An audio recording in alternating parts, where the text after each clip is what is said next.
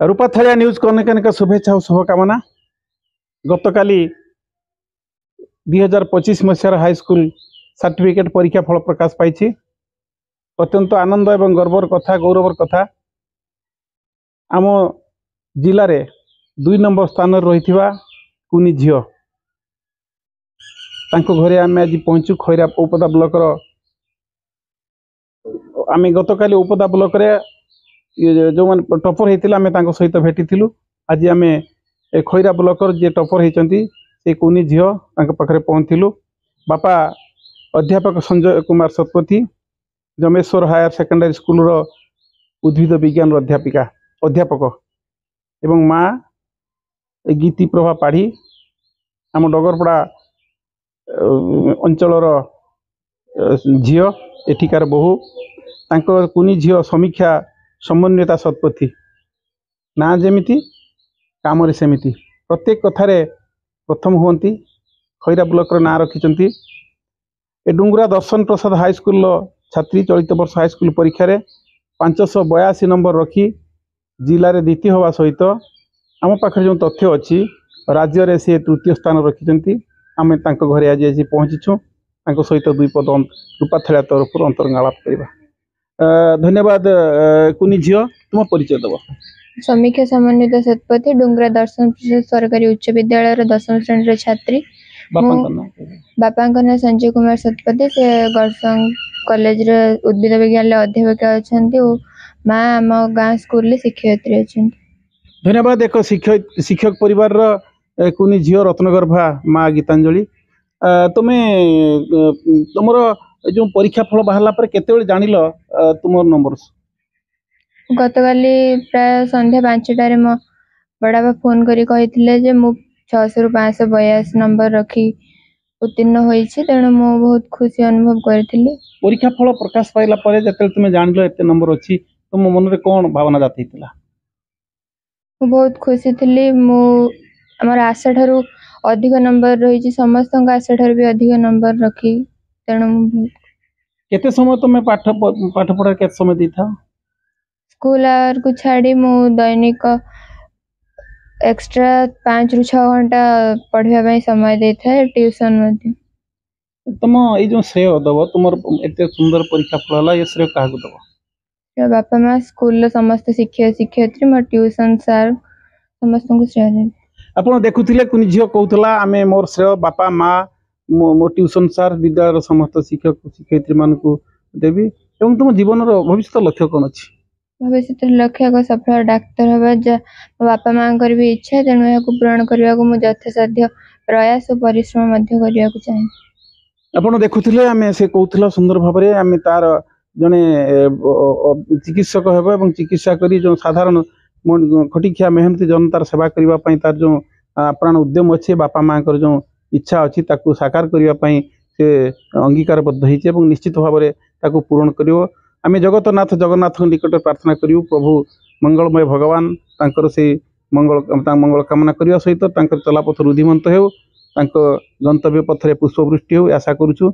एवं एटा निश्चित भाव में संभव हो कारण आमे जते बापा सहित सार सहित आलोचना करूँ सार कहते ठाकुर पूजा तांकर गोटे बड़ कर्म से ठाकुर को सेवा करती ठाकुर को पूजा करती जहाँ फल माँ भी जड़े शिक्षयित्री गाँ स्कूल शिक्षयित्री अच्छा आम से सार सहित 2 पद कथा बापा जड़े आदर्श अध्यापक उद्भिद विज्ञान अध्यापक खैरा ब्लॉक अच्छी जम्बेश्वर हायर सेकेंडरी स्कूल से उद्भिद विज्ञान से अच्छा अध्यापक अच्छा अध्यापन जी शौक अच्छी सहित पिला भल मनीष कर जो प्रयास जारी रखिंट से झील आदर्श अनुप्राणित हुई बापा माँ का आदर्श अनुप्राणित हुई मेधावी छात्री खाली नुहति आम जिलार आम ब्लॉक ना रखिंट। धन्यवाद सर आपको परिचय देवे। Sanjay Kumar Satapathy Jambeshwar higher secondary school उद्भिद विज्ञान अध्यापक भाव कार्य करुच्ची। सर झील आपण काली परीक्षा फल बाहर झील रिजल्ट बाहर आम समस्ते ये आपण घर को विभिन्न गणप्रतिनिधि मानक छुटी शुभेच्छार ସ୍କୁଲ ଛୁଟିଛି ଆପଣ ଏତେ କେତେ ଖୁସି ଅଛନ୍ତି?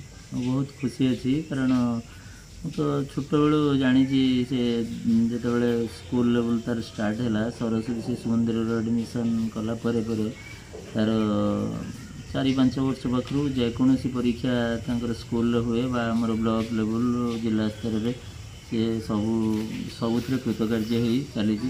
ସେଇଦିନ ପାଖରୁ ମୋର ସବୁବେଳେ ଆଶା ରହିଥାଏ ସେ ନିଶ୍ଚିତ ଭବିଷ୍ୟତରେ ଆଗକୁ ଭଲ କରିବ, ପରୀକ୍ଷାରେ ଭଲ ମାର୍କ ରଖି ଉତ୍ତୀର୍ଣ୍ଣ ହେବ। ସେଇ ଫଳ କାଲି ରେଜଲ୍ଟ ବାହାରିଲା ପରେ ମୁଁ ଜାଣିଲି, ତେଣୁ ମୁଁ ଅତ୍ୟନ୍ତ ଖୁସି। ଦେଖୁଥିଲେ ସାର୍ ଅତ୍ୟନ୍ତ ଖୁସି ଅଛନ୍ତି। ଆଉ ଗୋଟେ ସୁନ୍ଦର କଥା ଆମେ ସାର୍ ସହିତ ବସି ଆଲୋଚନା କଲାବେଳେ ସାର୍ ତାଙ୍କ ଘରେ କୁନି ପୁଅ ତାଙ୍କର ଝିଅ ଏବଂ ପୁଅ, ଝିଅ ବଡ଼ ପୁଅ ସାନ, ପୁଅ ଜନ୍ମ ହେଲା ପରେ ସେ ହନୁମାନଙ୍କର ପବନ ସୁତ ହନୁମାନଙ୍କର ବିପଦଭଞ୍ଜନ ହନୁମାନଙ୍କୁ ସେ ତାଙ୍କର ପରମ ଭକ୍ତ, ତାଙ୍କୁ ପୂଜା ଅର୍ଚ୍ଚନା କରନ୍ତି। ମୁଁ ଭାବୁଛି ବୋଧେ ତାର ସୁଫଳ ଖାଲି ତ ନିଶ୍ଚିତ ଭାବରେ ହେବ ଏବଂ ତାଙ୍କର ଯେଉଁ ଉଦ୍ୟମ ଅଛି ପିଲାମାନଙ୍କୁ ଭଲ ମଣିଷ କରିବାର ଯେଉଁ ପ୍ରୟାସ ଜାରି ରହିଥିଲା ତାର ଫଳ ଆଜି ସେ ପାଇଛନ୍ତି। ଏବଂ ତାଙ୍କର ସହଧର୍ମୀ ଅର୍ଥାତ୍ ସମୀକ୍ଷାଙ୍କର ମା ସେ ଜଣେ ଗୀତିପ୍ରଭା ପାଢ଼ୀ ଜଣେ ଖାଲି ସୁଗୃହିଣୀ ନୁହନ୍ତି, ଜଣେ ଆଦର୍ଶ ଶିକ୍ଷୟିତ୍ରୀ। ଏଇ ପାଖ ଗାଁ ସ୍କୁଲରେ ଶିକ୍ଷକତା କରନ୍ତି ଏବଂ ସିଏ ଅଚ୍ୟୁତପୁର ଅଲାରପୁର ଯେଉଁ ଅଛି ଅଚ୍ୟୁତପୁର ଅଲାରପୁର ସେଇ ଗାଁର ଝିଅ, ଜଣେ ଆଦର୍ଶ ବାପାଙ୍କର ହାଇସ୍କୁଲ ଶିକ୍ଷକଙ୍କର ଝିଅ ଥିଲେ ଏବଂ ତା ପରବର୍ତ୍ତୀ ସମୟରେ ସେ ଏଠି ଆସିଲା ପରେ ସେ ଝିଅକୁ କିଭଳି ଭାବରେ ଭଲ ମଣିଷ କରିବେ ତାଙ୍କର ସେ ଅବଦାନ ରହିଛି। ଆମେ ତାଙ୍କ ମାଆଙ୍କ ସହିତ ଦୁଇ ପଦ କଥା ଧନ୍ୟବାଦ। ଆମେ ଦେଖୁଥିଲୁ, ଆମେ ସମୀକ୍ଷାଙ୍କର ବାବାଙ୍କ ସହିତ ଦୁଇ ପଦ କଥା ହେଲା ପରେ ଆମେ ତାଙ୍କ ମାଆକୁ ପାଇଛୁ। ତାଙ୍କ ମାଆ ଜଣେ ଆଦର୍ଶ ଗୃହିଣୀ, ଯେଉଁ କଥା ମୁଁ କହୁଥିଲି, ଆଦର୍ଶ ଖାଲି ଜଣେ ଆଦର୍ଶ ଗୃହିଣୀ ନୁହେଁ, ଜଣେ ଆଦର୍ଶ ଶିକ୍ଷୟିତ୍ରୀ, ନିଜ ଗାଁରେ ନିଜ ଗାଁ ସ୍କୁଲରେ ଶିକ୍ଷକତା କରୁଛନ୍ତି। ଆମେ ତାଙ୍କ ସହିତ ଦୁଇ ପଦ କଥା ହେବା। ରୂପା ଥାଳିଆକୁ ମ୍ୟାଡ଼ାମ୍, ରୂପା ଥାଳିଆକୁ ଆପଣଙ୍କୁ ଅନେକ ଅନେକ ଶୁଭେଚ୍ଛା ଶୁଭକାମନା। ଆପଣ ପରିଚୟ ଦେବେ? ମୁଁ ସେମିତି ବିବାହ ପାଢ଼ୀ ଅଛି, ଏଠି ଶିକ୍ଷୟିତ୍ରୀ ନୋଡାଲ ସ୍କୁଲର ଶିକ୍ଷୟିତ୍ରୀ ଅଛି। ତା ସହିତ ପିଲାଙ୍କୁ ବି ପଢ଼ାଏ, ଘର ଚଳାଏ, ସବୁ ଦାୟିତ୍ୱ ବୁଝେ।